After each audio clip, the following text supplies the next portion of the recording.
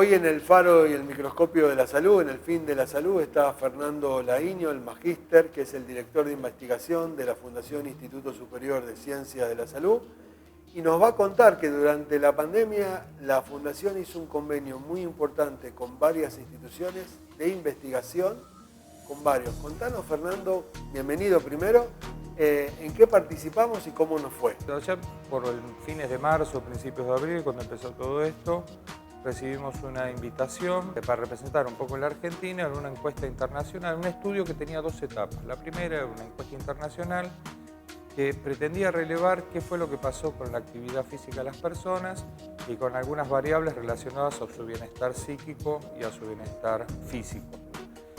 A partir de ahí, bueno, participamos, sobre 15.000 encuestas aproximadamente se levantaron en 15 países, nosotros contribuimos con 1.000 encuestas que tomamos en la zona, digamos, donde mayor cantidad de casos hubo en el país y hay posiblemente hoy, que es el AMBA. La encuesta, ¿cómo la tomamos? Nosotros la pusimos en la página web, se envió a la gente. Contanos qué encuesta y en qué consistía la encuesta que la gente tenía que completar. Bueno, la gente podía acceder a la encuesta a partir de nuestro sitio web, en donde entraba un servidor en una universidad en Alemania, en Leipzig, y entonces ahí la gente completaba esa encuesta y firmaba un consentimiento para participar del estudio. Aquí lo que indagaba es cuánta actividad física la gente hacía antes de los confinamientos, las mismas personas, y durante los confinamientos.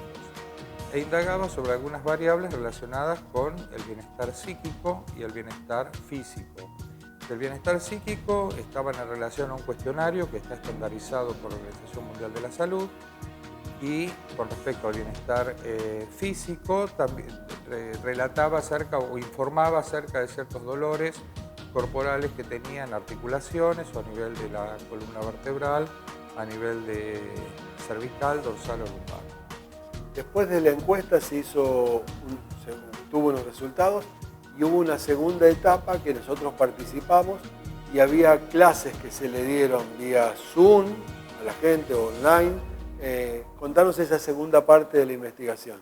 Sí, en la segunda parte nosotros participamos con la gente de la Universidad de Santiago de Chile, con profesores de educación física recibidos en nuestra institución, en nuestra fundación, que trabajaron como profesores para dar clases online a la gente en dos turnos, de lunes a lunes a la mañana y otro turno a la tarde, junto con profesores de la Universidad de Santiago de Chile. Y a partir de ahí, bueno, era una segunda fase del estudio que duraba 4 semanas, donde había un grupo experimental que realizaba las clases, un grupo control que era un grupo de espera, que a partir de la quinta semana pudo tener acceso a todo ese banco de clases grabadas.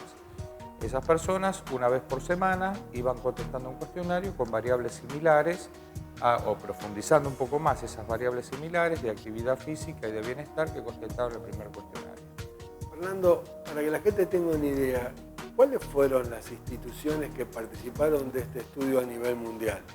A nivel mundial estuvo la Universidad de Santiago de Chile, la Escuela Médica de Harvard, con el doctor Adam Tenford como representante, la Universidad de Harvard, la Universidad de Goethe de Hamburgo, la Universidad Politécnica de Madrid, y de Latinoamérica participamos en la Universidad de Santiago de Chile y la USPI, que es la Universidad de San Pablo, y nuestra fundación. O sea que fue un estudio muy importante. ¿Y a qué conclusiones llegaron después de estas dos etapas? ¿Qué pasó? ¿Qué nos podés contar? Bueno, acá hay un concepto muy interesante que se reflotó hace más o menos un mes y medio en una revista muy prestigiosa de ciencias biomédicas, se llama The Lancet, donde se habla de que estamos frente quizás no a una pandemia, sino a una sindemia. ¿Qué es una sindemia? Una sindemia es cuando existe sinergia de pandemias, ¿sí? O sea, ciertas epidemias que cuando son dadas a nivel global como esta se llaman pandemias, pero el problema es que existen diversas pandemias. Entonces, tenemos dos enfermedades. Por un lado el COVID-19 y por otro lado las enfermedades crónicas no transmisibles, es decir, esto que nosotros conocemos como obesidad, hipertensión, diabetes, Entonces el problema es cuando estas enfermedades empiezan a interactuar. Por eso hoy estamos diciendo, no nosotros, sino que a nivel mundial la ciencia está diciendo que para atacar el COVID-19 hay que atacar las enfermedades crónicas no transmisibles y que se debe achicar toda esta brecha de desigualdad que hay en el mundo entre los países más ricos y los países más pobres. Hay 1.000 millones de pobres en el mundo. Entonces debe estar en la agenda atacar las crónicas no transmisibles tanto en los países más ricos como en los países más pobres. Ahí está la gravedad del asunto. Entonces, ¿qué es lo que ocurrió? Los niveles de actividad física en general bajaron casi a la mitad. Por ejemplo, en la Argentina bajamos de 500 minutos por semana de actividad física de intensidad moderada, que es lo que nos pide la recomendación de actividad física para mantenernos sanos, a poco más de 200 minutos por semana.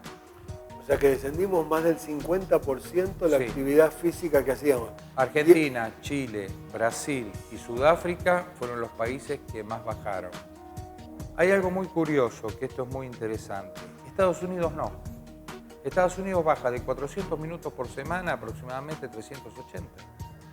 Pero no hubo una política de confinamiento. Entonces el mensaje, ¿cuál hubiera sido?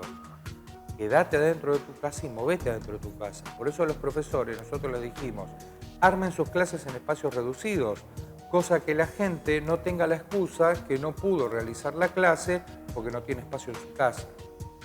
Pero un poco el secreto sería este, ¿no? Ordenar nuestra alimentación y tratar de movernos adentro de nuestras casas. ¿Estos datos se van a publicar prontamente, los resultados? Hay datos que ya están publicados, los datos acerca de qué es lo que la persona, cuáles fueron las actividades que las personas eligieron para los programas que después se llevaron a cabo. Este trabajo ya está publicado en una revista muy prestigiosa en Estados Unidos y ahora tenemos un segundo trabajo que también está en otra revista en Europa bajo referato, o sea que están los evaluadores viendo su publicación o no. Y un tercer trabajo que está en The Lancet, que es esta revista tan prestigiosa, pero que está dentro de un trabajo como paper considerado de interés para la comunidad científica.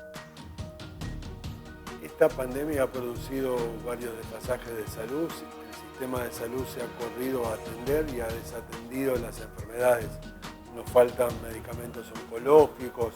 Nos contaba un médico que va a venir la semana próxima que solo en un hospital de Capital Federal hay más de 900 pacientes en espera para operarse la vesícula.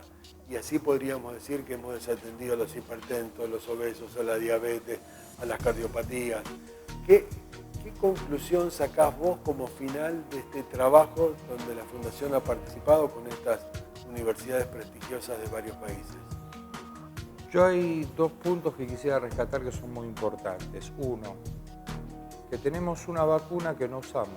O sea, todos estamos esperando una famosa vacuna que vendrá de Rusia o vendrá de Estados Unidos o vendrá de Inglaterra o de China.